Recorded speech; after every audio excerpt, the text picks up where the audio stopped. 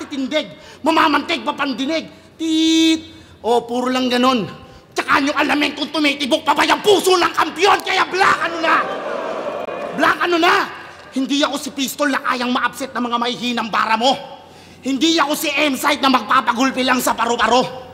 Hindi ako si Jonas na kayang talunin ng mga freestyle na mahina. At lalong di ako si Lipram na pag natalo ang nirarason partida. Sino ako?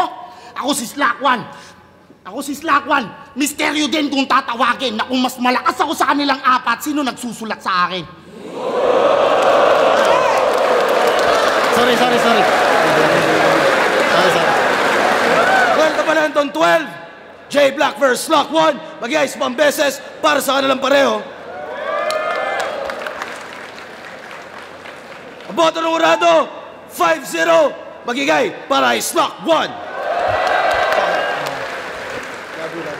Ay, ibibito ko pala. Ibibito mo na naman, boss. Si Black na lang. Shoutout si Black. Pasensya na sa maraming performance. Bali tayo next time.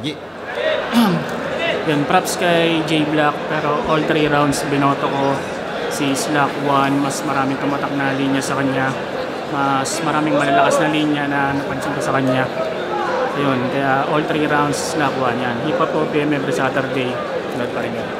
Yo, maliban dun sa stumble ni J Black, sayang yun. Pero kung ano yung laban na to binasa ko sa creativity talaga, doon talaga nagkatalo sa creativity.